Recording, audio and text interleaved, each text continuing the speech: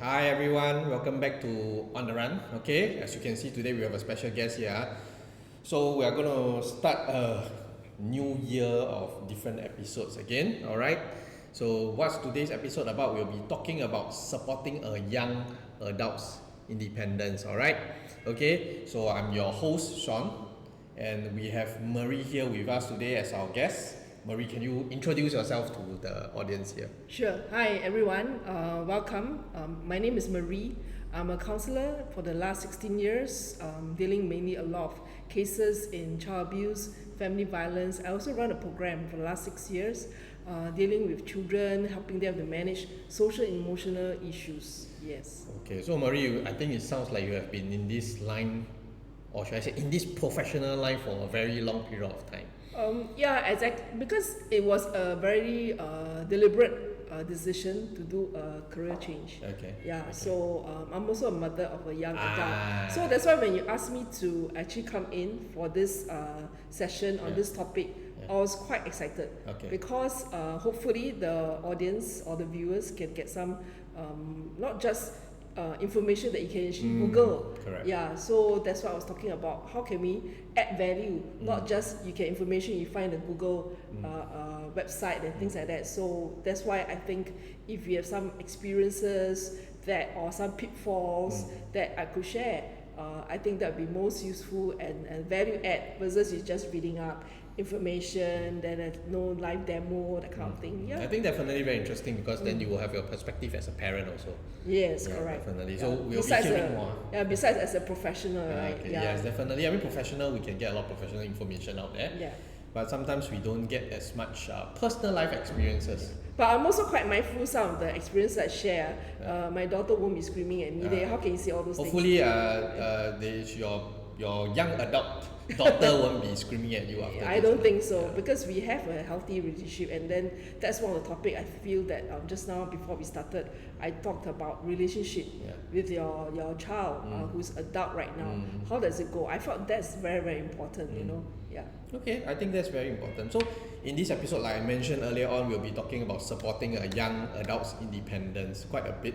So I mean, there's various things that we are going to be talking about. Yeah, Let's, sure. let me fill in some of the details for our audience first. Okay, so in Singapore itself, young adults, typically we are defining individuals between the age 15 to 35. But I mean, in our discussion, I realized that we probably won't want to touch so much on the younger age range, right? Yeah, because I think in that arena of 15 to 21, there's a lot. So as we understand, I think we want to define what is the age range that we are talking definitely. about here. Yeah. So in Singapore itself, the young adults in particular, the government, okay, and I think certain institutes define young adults as the age between 15 to 35. That's quite a wide range. Quite right. That's 20 years, right? Yeah. If my mathematics is right. Yeah, so it seems like if the range is so wide, we might have difficulty addressing all the young adults. Am I right to say? Yeah, so that's why we were actually googling on this information, the definition of young adults, because it differs from country to country. Yeah, so the legal age in Singapore would be 21 years old. Yeah, so so would we want to talk about from 21 to 25? Because there's a lot of life transitions happening in that space of 21 to 25. People, the young men are finishing NS, they're going to tertiary education, or for the young ladies, they will be transiting from academic to working life.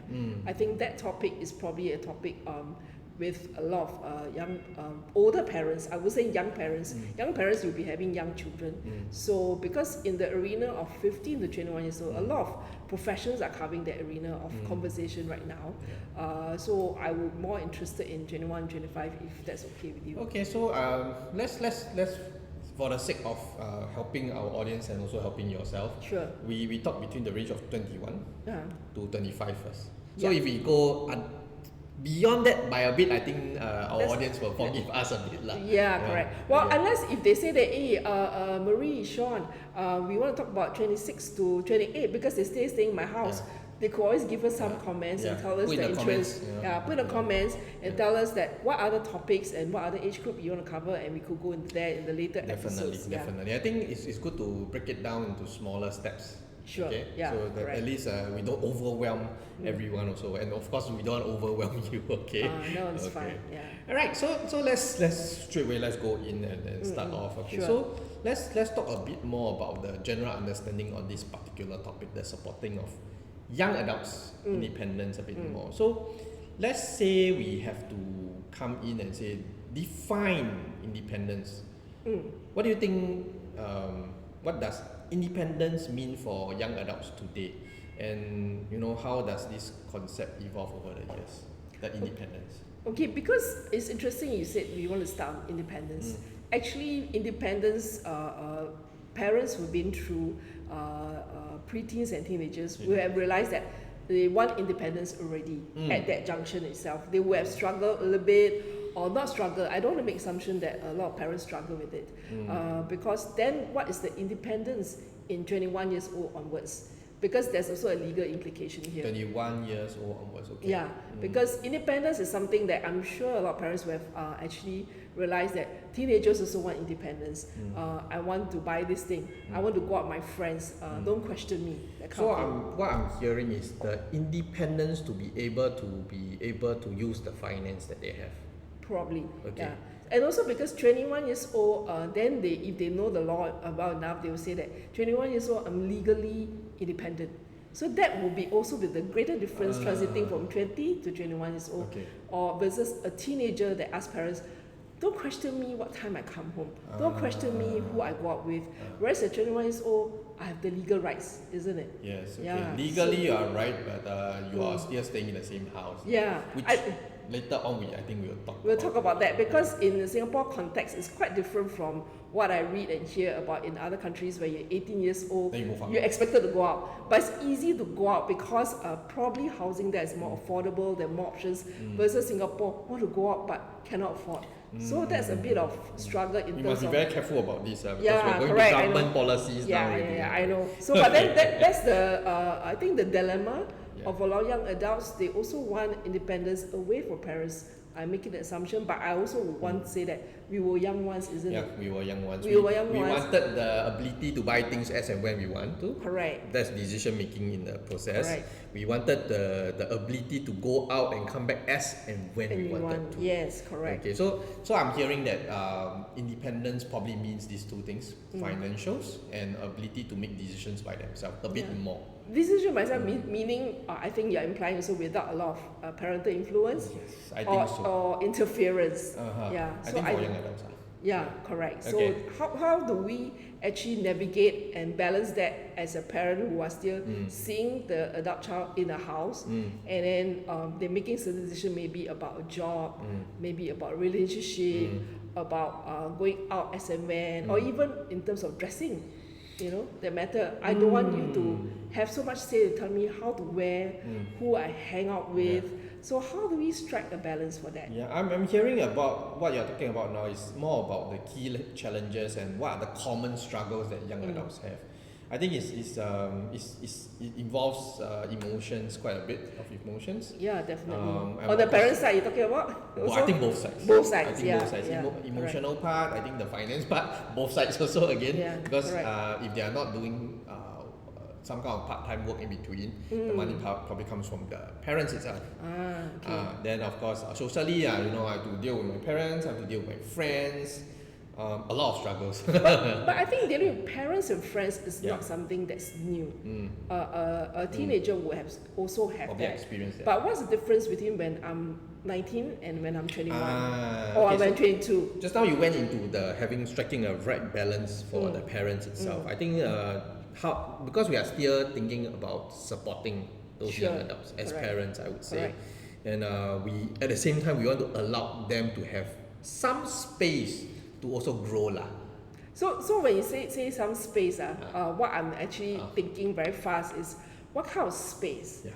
Because the young adult space, if I can be a bit more what you call challenging here to throw out the conversation as to what kind of space are we talking about? Because our space that we allow our young adult child to be in and versus what they want, is it the same? You see? So that's something that we could actually chew on because every family is different. I think when we talk about space, there's a lot of talks from the young adults is space in terms of privacy. Definitely. I think privacy on on their devices, privacy about just now you mentioned about which friends I make. Yes, correct.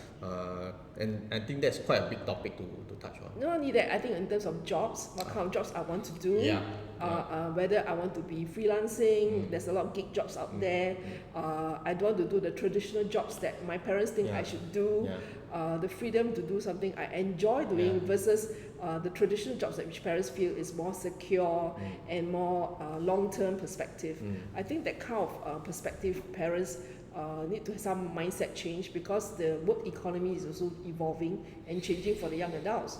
So there's a lot of shifting, I feel, coming as a parent myself.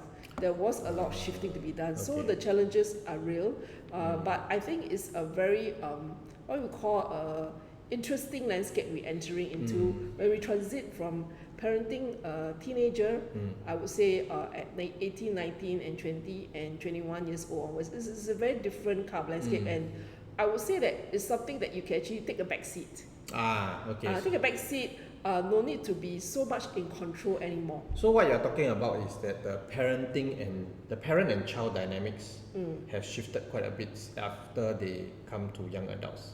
In the past, you probably in the forefront quite a bit, but as they grow older, when they become young adults, then you are taking a bit more of a backseat. Am I right to say that? So you talk about backseat. So I was thinking of the analogy, a car. Okay. So last time probably the parents, whether be it the father or the mother, is in the driver's seat driving. Then the child could be at the passenger or the behind passenger. It doesn't matter which seat the kid is taking, but it's a passenger. So if I give a very simple analogy, right now is you have to take a back seat. Whether you sit the back or you sit the passenger seat, let the adult child be in the driver's seat.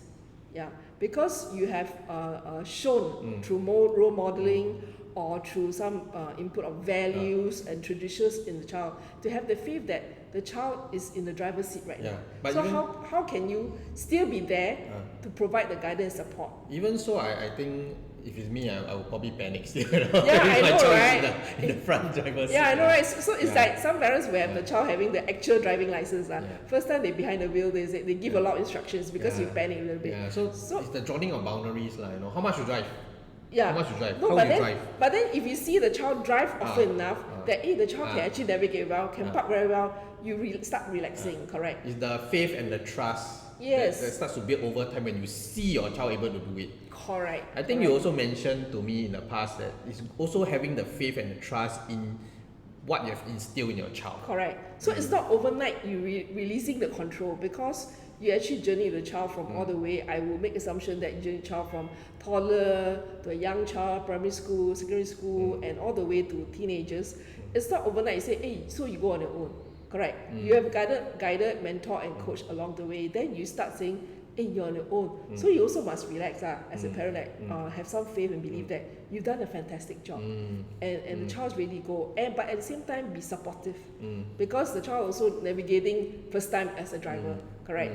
And if the child say, Mommy, Daddy, you don't need here anymore.